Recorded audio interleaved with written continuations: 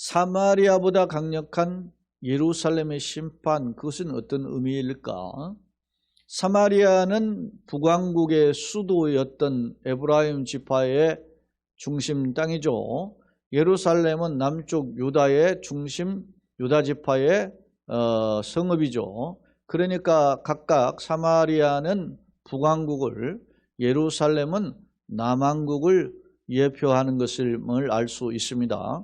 특별히 오늘 우리가 살펴보는 에스겔 23장에서는 사마리아를 오홀라로, 예루살렘을 오홀리바로 비유해서 이야기하고, 이 오홀라와 오홀리바는 각각 자매로 비유되어 있는 장막을 가리키는 그러한 성읍임을 알 수 있습니다. 그런데요, 이 북왕국 오홀라 사마리아가 기원전 722년에 아수르에 의해 멸망했습니다.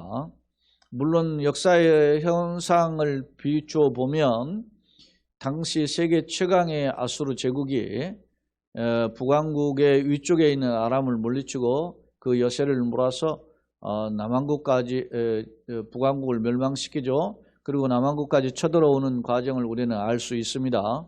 우리가 대표적으로 히스기야 왕 시절에 북왕국이 멸망했는데, 그 아수르가 히스기야 왕 시절에 2번에 걸쳐서 남왕국 유다까지 쳐들어왔음을 우리는 성경을 통해서 살펴보아요. 그런 내용이 이미 역대의 기록에 있을 뿐 아니라 이사야 성경에도 기록되어 있음을 우리는 살펴본 바 있습니다. 주목할 점은, 왜 그렇다면 북왕국 이스라엘이 사마리아 성이 멸망했는가? 그 이유는 간편하게 이야기하면 우상숭배죠. 우상숭배가 대표적인 범죄고 하나님을 떠나서 죄악에 관영했기 때문입니다. 그 대표적인 우상숭배죠. 그렇기 때문에 하나님께서 기다리시다가 결국 진노하신 거죠. 참고로 북왕국이 솔로몬 왕 사후에 남왕국 북왕국으로 갈라졌었는데, 솔로몬 왕의 아들 르호보암의 통치 시절에 북왕국 여로보암이 열지파를 거느리고 북왕국을 세웠죠. 남왕국은 그대로 르호보암에 의해서 유지가 되지만, 북왕국의 여로보암 1세로부터 마지막 호세아 왕이라고 하는 19명 왕을 거치는 동안에 전부 다 부패했음을 알 수 있습니다.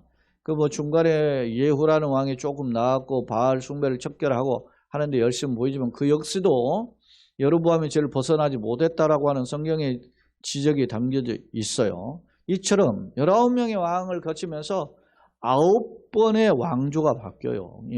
이 말은 뭐냐면 반란을 8번이나 있었다라는 것이죠. 그렇게 이 역경의 세월을 통과하면서 멸망한 것을 누가 잘 압니까?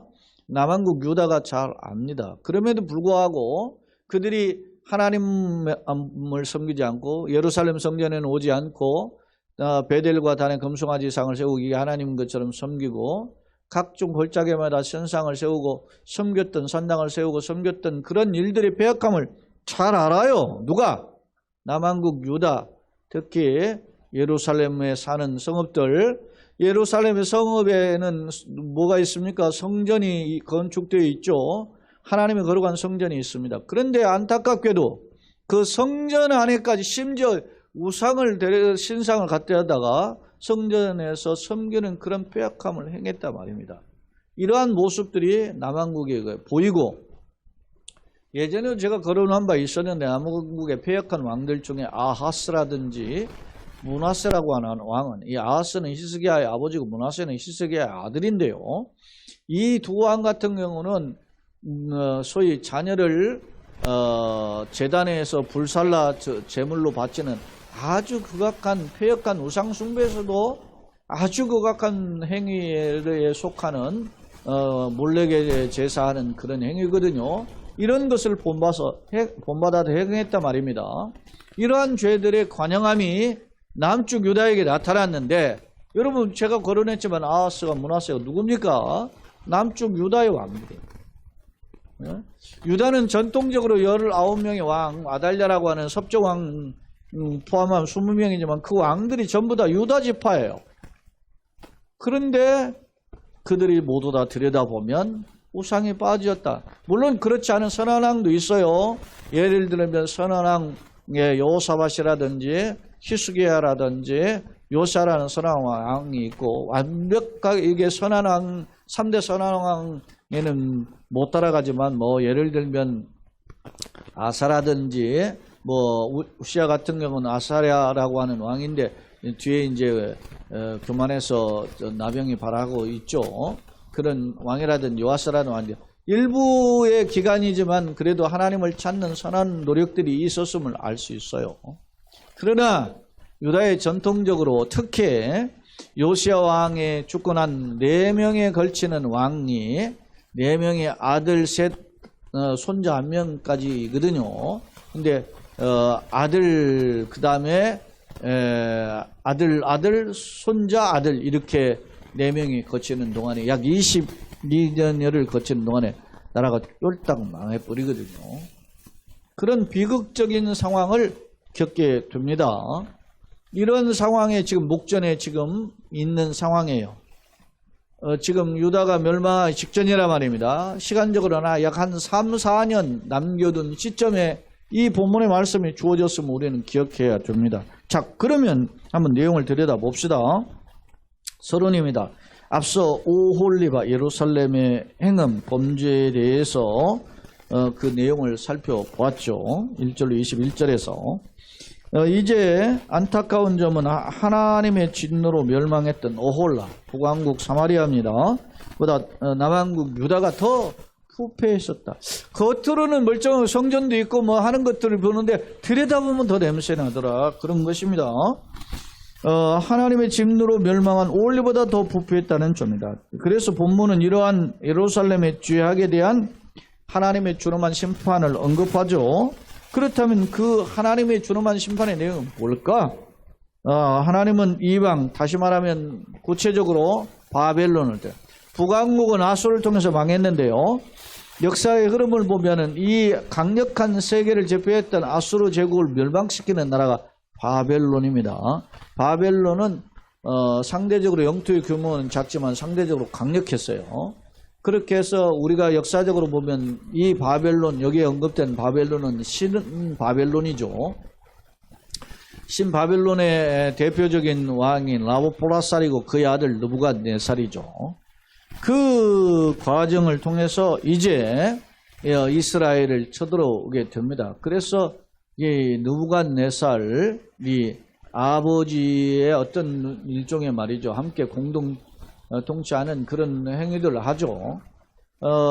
남왕국까지 쳐들어오는데 이 쳐들어올 때가 기원전 605년이에요. 이 605년은 어디냐면 저 아수르의 그 아랫동네인 갈그미스와 전투가 벌어지는데 그 갈그미스에서 아수르와 애굽의 연합군대 거기서 와르르 무너져요. 누구한테? 이 바벨론의 군대에 무너지죠. 그리고 그때 605년에 이제는 아수르는 역사 속에 사라져요. 그리고 그 여세를 몰고 바벨론 군대가 남왕국까지 옵니다. 그래서 저 아수르가 말이죠. 멸망한 것뿐만 아니라 애굽의 군대도 묵사발이 되는 거죠. 그래 이 바벨론의 영향권에 있는데 남왕국의 유다가 이제 어떻게 합니까? 아수르 눈치 보다가 애굽 눈치 보다가 바벨론 눈치 보다가 이렇게 했죠. 근데 신흥 세력이 떠오르는 세력이 바벨론인데 그 세력을 견제하기 위해서 남쪽의 애굽과 동맹해서 그걸 짝합니다. 그래서 바벨론이 처음에 와서 1차 포로로 끌고 가죠. 605년에 끌고 갈 때 이때 다니엘이랑 그 세 친구가 끌려갔다, 여러 학자들이 끌려갔다 이런 표현을 우리가 알고 있죠. 그런데 이렇게 몇 년 섬기다가 배반을 해버립니다. 그의 요시아 왕의 아들 요야김이 그의 이제 요야김의 동생이었던 요아스는 석 달 만에 이제 폐위가 되어버렸고요. 요야김이 그렇게 해서 바벨을 섬기는 데 배반하고 애국과 동맹하죠. 그리고서 이제 그의 요야김의 아들 요야긴이 석 달 통치하는데 그때 바벨론 또다시 쳐들어와서 이제 여호야긴이라는 왕을 데리고 바벨론을 끌고 가버립니다. 그 어린 왕이죠. 18살 되던 왕이죠. 17살인가요? 18살 되는 왕을 데리고 가요. 그게 바벨론의 2차 포로인데 그게 697년으로 봅니다. 그리고 나서 이제 그 끌려갈 때 여호야긴이라는 그 어린 왕이 끌려갈 때 같이 끌려간 사람이 오늘 에스겔 성경에 인자로 기록된 에스겔 제사장이에요. 근데 끌려가고서는 이제 5년 차부터 하나님이 에스겔에게 환상과 계시를 통해서 말씀해 주고 있는 내용을 우리가 지금 23장까지 지금 살펴보는 중에 있는 겁니다. 그런 상황에 이제 1차 포로 가고 2차 포로, 에스겔이 2차 포로까지 끌려갔을 때 상황이니까 끌려간 지 5년 차에 자기가 하나님 부름 받았고 그리고 2년에 걸쳐서 지금 메시지를 전한 겁니다. 아하. 여러분, 지금 막 위기가 닥치고 있죠? 에스겔이 끌려가고 11년 차에 나라가 망하거든요. 근데 지금 끌려가서 5년 되고 2년 또 지났잖아요. 나라가 망하는 역사적 시간을 들여다보면 4년밖에 안 남은 거예요. 근데도 여전히 지금 이스라엘에 남아있는 사람들이 정신 못 차리고 있는 거예요. 그러면서 오늘 메시지는 내용을 보면 그 정신 못 차리는 내용이 뭡니까? 우상숭배에 가득했는데 그 우상숭배의 모습이 어디에? 북왕국 못지않게 더 극렬하게 폐역함에 빠져 있었다는 것입니다. 그래서 오늘 서론의 마지막 부분 하나님은 이방 바벨론을 통해 징계하시되 남왕국 유다의 범죄함에 따른 징계가 더욱 고통스러울 것임을 강조해요. 자, 그러면 내용을 한번 살펴봅시다. 성경으로 돌아와서 22절 그러므로 오홀리바야, 그러니까 남왕국 예루살렘을 가리키는 표현입니다. 성읍을 가리키는 표현인데 예루살렘 성을 오홀리바로 비유했어요. 여호와께서 이같이 말씀하시니 나는 네가 사랑하다가 싫어하다, 사랑하다가 따르다가 싫어했다. 이 말은 뭐냐면 이 유다가 바벨론을 섬기다가 배반하고 애굽으로 또 이렇게 친애굽 동맹을 맺거든요. 그런 행동입니다. 그러니까 바벨론을 섬기는 척 하다가 배반하고 말이죠. 애굽을 섬기게 되니까 그 바벨론이 싫어하던 자들을 충동해서 하나님이 그 싫어한 자를 누굽니까? 바벨론이죠. 그 사람을 충돌해서 그들의 사방에서 널치게 하리니 그들은 누굽니까? 23절에 바벨론 사람과 갈대아 모든 곳에. 자, 바벨론은 하나의 국가적인 것이고 갈대아는 그 바벨론의 그 저 페르시아만의 입구에서 있는 지역에 그 갈대아 우르 아니겠습니까? 그 페르시아만 입구에서 동북쪽으로는 소위 티그리스 강이 흐르고 저 서북쪽으로는 유프라테스 강이 흐르죠. 그 하류 지역이 갈대아예요. 갈대아에 있는 지방 중에 여기에 북옷, 소아, 고아 사람, 이게 제가 지역적으로 살펴보니까 이쪽 약 동쪽으로 치우친 티그리스 강 지역으로 흩어져 있는 그런 지역들을 가리켜요. 그리고 더 나아가서 여기 보면 모든 아수르 사람, 아수르는 이 유프라테스 강 상류 지역에 해당하는 지역이에요. 그러니까 바벨론의 여러 지역의 사람들 데려다가 그 사람들은 다 준수한 청년이며 다 고관과 감독이고 힘이 있다라는 말입니다. 그리고 귀신과 유명한 자 다 말타는 자들, 이 말찬 정쟁의 용맹한 사람들이다 하는 것입니다. 그들을 데려다가 그들의 무기와 병거와 수레와 크고 작은 방패를 이끌고, 자, 군사 전쟁할 때 이 사람들이 제 무기를 가지고 있죠. 병거는 말이죠, 전차죠. 수레 이제 각종 무기들 실는 것이죠. 그리고 작은 방패, 크고 작은 방패들은 뭡니까? 방어용 무기들이죠. 이런 것들을 이끌고 투구슨 군대를 거느리고 이제 쳐들어 들어옵니다. 어디로? 남쪽에 유다의 예루살렘에 쳐들어옵니다. 너를 예워싸리라, 그렇게 표현하죠. 예루살렘 실제로 횟수로 3년을 에워싸고 마지막에 망하는 거예요. 그러니까 이 메시지가 지어지는 것은 바벨론에 쳐들어와서 지금 예루살렘 에워싸기 한 1년 전쯤으로 보여지는 거예요. 응? 그런 내가 재판을 그들에게 맡긴 적. 그러니까 왜 이렇게 당하죠? 왜 이런 일들이 벌어지죠? 유다가 하나님을 떠나 우상에 빠지고 배역에 빠졌기 때문에 그것을 북왕국보다 더 심각하게 더 우상에 빠졌기 때문에 그래서 하나님이 심판하시는데 심판을 누구에게 맡긴 겁니까? 우상 숭배자들에게 맡긴 거죠. 저 바벨론에게. 그래서 그들이 자기 법대로 심판하리라. 그래서 남왕국의 유다의 왕 마지막 왕이 시드기야죠. 시드기야 왕 보는 앞에서 자기 왕자들 다 죽여버리고 그 왕의 두 눈을 뽑아버리고 그리고 끌고 가버린. 응? 왕을 말이지. 보승줄을 묶어가지고 쇠구랑으로 묶어서 끌고 갔어요. 자, 내가 너를 향하여 질투하리니 그들이 분내어 내 코와 귀를 깎아버려. 코와 귀를 깎는다는 것은 무시무시한 잔악한 행위죠. 실제로 우리나라 임진왜란 때 일본 왜군들이 와가지고 우리나라의 사람들을 이제 가는데 전쟁의 전과를 내기 위해서 목을 내는데 목의 규모가 크잖아요. 그러니까 이 사람을 내가 목 뺐다라는 걸 하려고 어떻게 코를 뺐어요.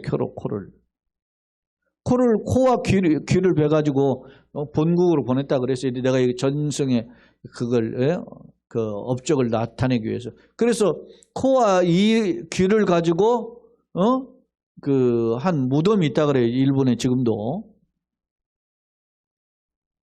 잔인한 거죠. 예. 전쟁에는 비극적인 겁니다. 지금도 우리가 이렇게 임진왜란 1590년대니까 벌써 1600년을 잡아도 벌써 약 400년이 훌쩍 지난 거 아니겠어요?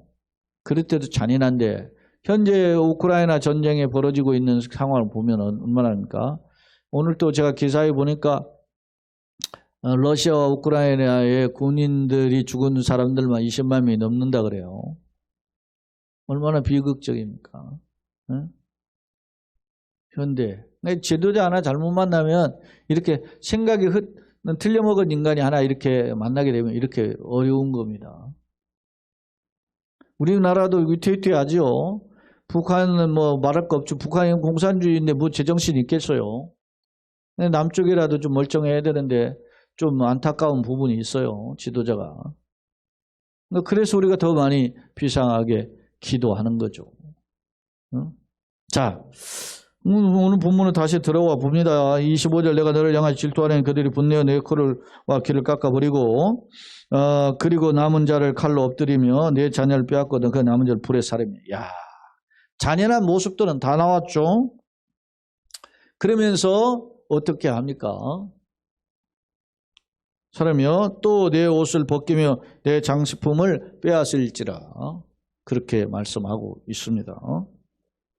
이와 같이 내가 네 음란과 애굽 땅에서부터 행함하던 것을 그치게 하여 너로 그들을 향하여 눈을 들지 못하게 하며 다시는 애굽을 기억하지도 못하게 하리라. 자, 왜 이런 일이 벌어졌습니까? 선지자 지금 에스겔은 끌려간 상황이지만은 본국에 남아있는 선지자는 누굽니까? 예레미야.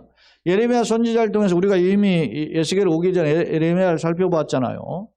예레미야 선지자가 뭡니까? 애굽 의지하지 말라고 그랬어요. 계속 선포해요. 바벨론 하나님 앞에 맡겼기 때문에 너네 바벨론에 항복하라. 근데 그 말을 듣지 않고 자꾸 애굽을 의지한단 말이에요.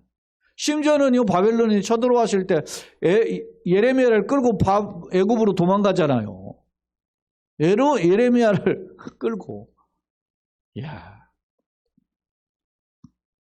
그런 모습들입니다. 자, 또 내 옷을 벗기면 내 장식품을 빼앗을지라. 이와 같이 내가 네 음란과 애굽 땅에서부터 행음하던 것. 이게 노예 근성입니다. 우상 숭배가 어디냐? 노예 근성이란 말입니다. 옛것 못 버리는 거죠. 누구든 그리스도 예수 안에 새로운 피조물이 옛것 못 버려요. 과거에 말이죠. 좋아하던 술, 이런 타락된 생활을 예수 믿고도 여전히 못 버리는 사람들 많잖아요. 교회 다니면서도. 왜? 그냥 거기에 집착해서. 잘라내버려야 되는데, 단호하게. 하나님의 성령의 불이 내 마음을 태우고 하나님께서 강력하게 역사해서 나를 바꾸셔야 될 거 아닙니까?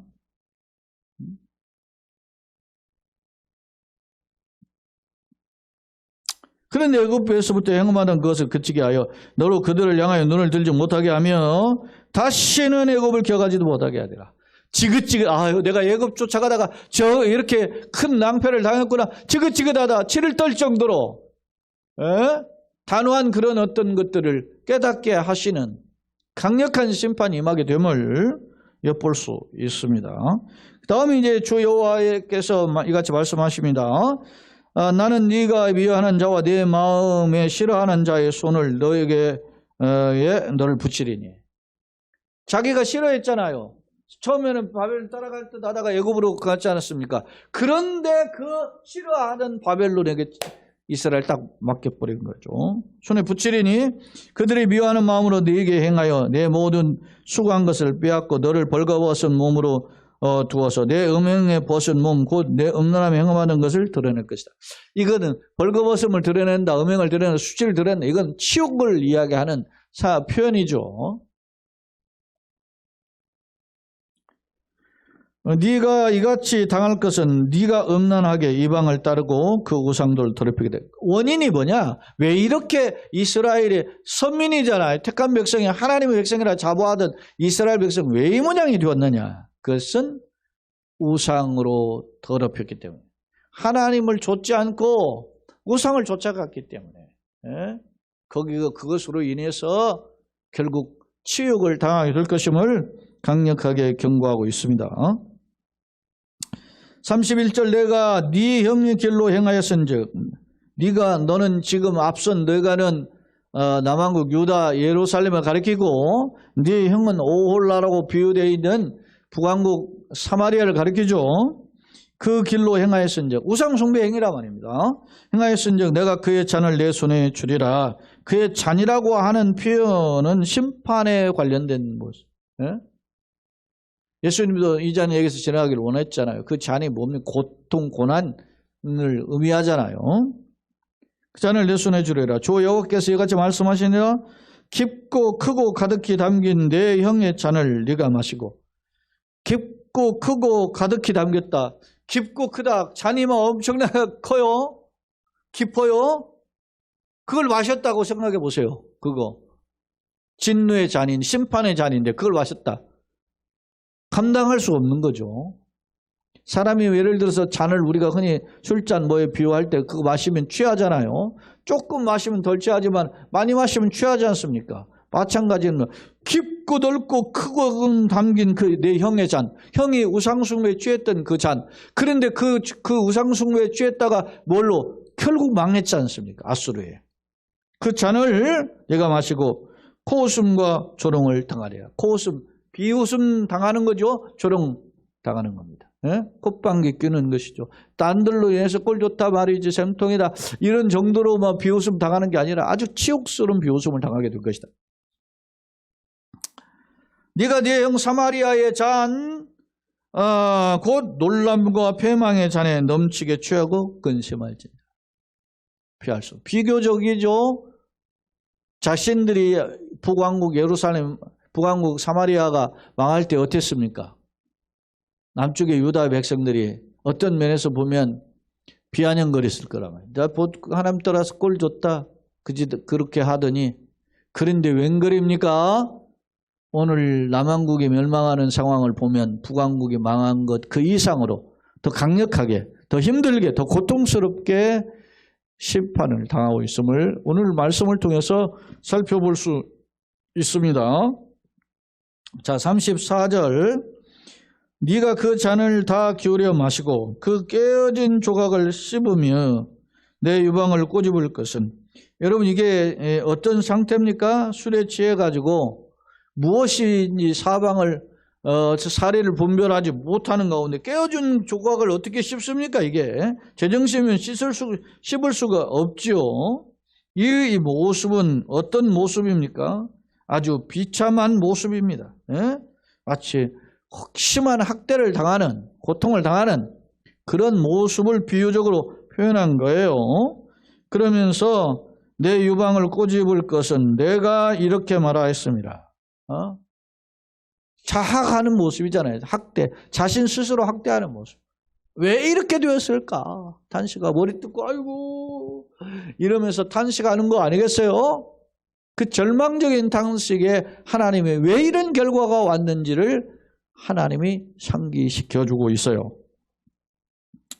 자, 그러므로 주 여호와께서 같이 말씀하시느니라 네가 나를 잊었고, 하나님 떠난 거죠. 또 나를 내 등 뒤에 버렸은지 하하. 하나님은 외면한 겁니다. 등 뒤에다 버렸다, 등 뒤로 버렸다는 것은 외면한 거죠. 정면을 바라보지 않는 것이죠. 버렸은지 너는 내 음란과 내 음행의 죄를 담당할지니라. 그렇게 표현하고 있습니다. 너 음행과 음란과 음행의 죄. 예?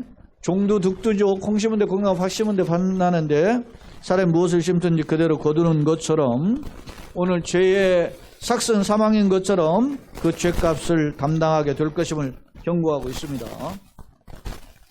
자, 두 번째 화면입니다. 22절로 27절을 간략하게 정리해 보면 하나님은 자신들이 의지하다가 배반한 바벨론을, 처음에는 바벨론 쳐들으니까 섬길 듯 하다가 애굽에 연합해가지고 바벨론 배신을 했는데, 그렇게 하니까 곧바로 바벨론이 와서 이스라엘을 끌고 가죠. 싫어하던 바벨론을 통해서 징계할 것을 경고했다. 유다가 사랑하다가 싫어하던 자들은 바벨론인데 그 유다가 왜 이렇게 했습니까? 소위 처세술적이죠. 기회주의적으로 이게 계산을 이렇게 주판을 튀겨보니까 바벨론보다는 애굽이 나을 것이다 이렇게 생각한 거예요. 왜냐? 애굽은 전통적으로 강호죠. 애굽이 세계를 전부 다 정복은 안 했어도 애굽 자체는 강력한 나라였단 말입니다. 그런데 신흥의 세력인 이 바벨론 세력을 유다는 경계를 하지만 거기를 의지를 하지 않았어요.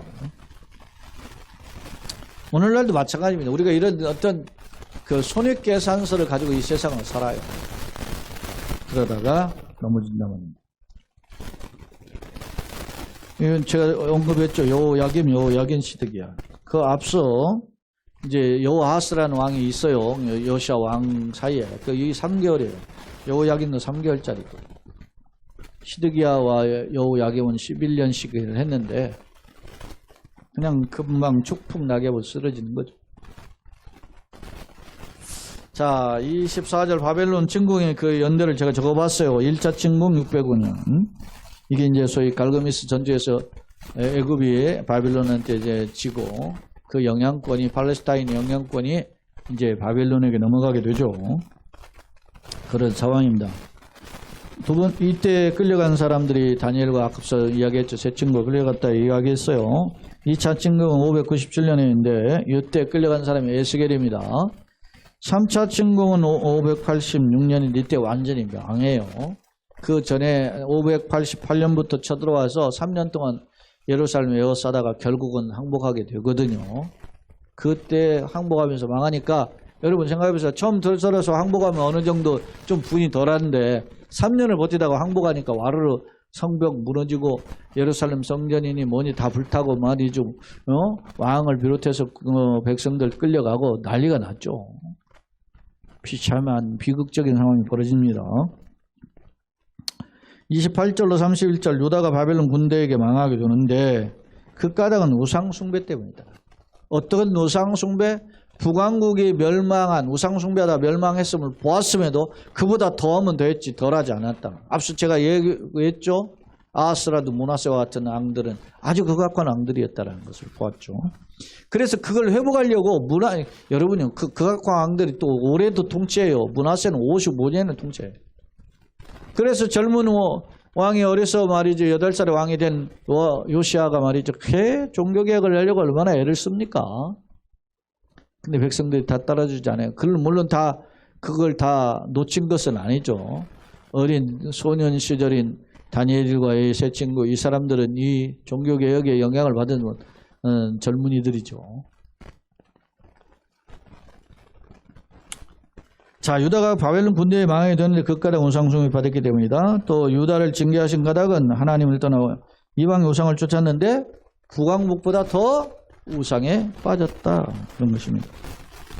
32절로 35절에 보면 유다가 하나님을 떠나 우상숭배 받았기에 북왕국보다 더 엄하게 징계할 것임을 경고해요. 특히 예루살렘의 절망적인 상황을 상징적으로 표현하는데 깨어진 조각을 씹어댈 정도니 얼마나 힘들겠습니까? 바로 이러한 바벨론을 통한 혹독한 시련을 당하게 될 것임을 어떤 문학적인 표현으로, 깨어진 그릇을 어떻게 씻겠어요? 그런데 이게 하나 비유와 문학적인 표현인데 그런 표현으로 빗대어서 남왕국 유다가, 예루살렘이 고통을 당하게 될 것임을 묘사하고 있습니다. 자, 북왕국보다 강한 징계를 통한 교훈이 무엇일까? 참고로 북왕국은 앞서 19명 왕이 전부 다 악한 왕이잖아요. 9번의 왕조가 바뀌면서. 근데 남왕국은 19명 왕이 그래도 착한 왕들이 있었어요. 근데 왕조도 안 바뀌고. 그게 왜 그랬을까? 여러분요, 많이 맡겨준 죄 많이 찾는 겁니다. 야고보 장로도 많이 선생되지 말라고 하는 이유가 뭐겠어요? 우리가 하나님 은혜를 더 많이 알았으면 더 하나님이 기뻐하시는 것을 살기를 원하신다는 것을 염두에 둘 필요가 있습니다. 우리가 천의 하나 만에 하나 예수 믿어 생명의 복음에 이르게 하신 것은 축복이고 능력 아닙니까? 그런데 그것을 소홀히 여기고 함부로 막 해살을 했어요. 주님 떠나서 세상에 착각하면서 살 때 그거 하나님 기뻐하시겠어요? 정신 차리라고 하는 강력한 경고죠. 자, 예루살렘의 징계, 우상 숭배로 멸망했던 북왕국보다 더 강력하게 심판을 받을 것이다. 더 강력하게 심판받는다라는 것이 강조점입니다. 심판의 도구, 갈대아 사람 바벨론 군대죠. 세 번째에 걸친 침공과 함께 마지막 세 번째는 포로로, 첫 번째 포로도 가고 두 번째 포로도 했지만 세 번째 포로는 완전 멸망과 함께 포로를 끌려가요. 심판의 원인이 뭡니까? 북왕국의 멸망을 목격했죠. 우상숭배로 말미암아 멸망되었다. 이걸 목격했음에도 불구하고 그 원인이, 멸망의 원인이 뭔지를 잘 알고 있음에도 불구하고 남왕국은 오히려 더 우상숭배에 빠졌다는 것입니다. 또한 상황에 따라서 바벨론을 의지하다가 큰 처세술적으로 애굽을 의지하다가 오히려 그 바벨론에 묵사발되는 그런 치욕스러운 고난을 당하게 됨을 오늘 말씀의 거울을 통해 우리가 살펴보았습니다. 자, 그럼 우리가 어떻게 살아야 되느냐? 교훈이죠.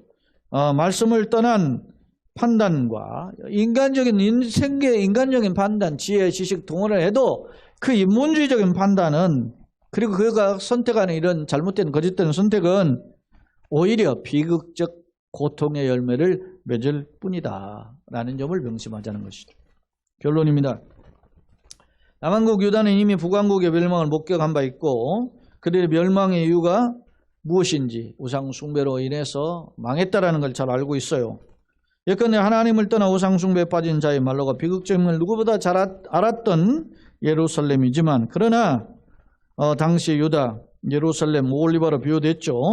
그들의 영적 상태는 어떠했는가? 안타깝게도 멸망한, 자신들이 비판하고 조롱하였던, 그러면 안 된다 그랬던 그 형제 오홀라보다 더 심각한 우상에 빠졌었다는 점입니다. 또한 선지자의 경고를 무시하고 처세술로 바벨론 성기는 져가다가 애굽을 섬김으로써 오히려 이제 바벨론에 묵사발되는 그런 심판을 받게 되는 상황임을 볼 수 있어요. 헛똑똑이죠. 그렇다면 나는 어떤가? 인본주의적인 행태는 저렴한 심판을 초래한다는 걸 우리가 보았어요. 그럼 나는 어떻게 살아야 될 것인가? 헛된 것에, 인본주의적인 것에, 썩어질 것에 마음을 빼앗겨 갈팡질팡하지는 않는지 되돌아보고 오직 예수, 오직 말씀, 오직 하나님께서 나를 불쌍히 여기시오. 지금까지도 걸어온 거 주의 은혜로 걸어왔습니다. 걸어갈 길도 주의 손에 있습니다. 주여 나를 불쌍히 여기셔서 교회와 가정을, 그리고 내 인생을, 내 속한 가족들을, 내 사랑하는 자녀들을 불쌍히 여기시고 이끌어가 주옵소서. 여러분, 우리가 지금 예배할 수 있다는 건 축복의 기회가 아직 남아있다는 겁니다. 하나님 우리를 다시 붙잡아 달라고 엎드려 간구하심으로 그런 은혜를 회복하는 덧입는 저와 여러분, 우리 교회와 가정 성도 되시기를 예수님의 이름으로 축원합니다. 아멘.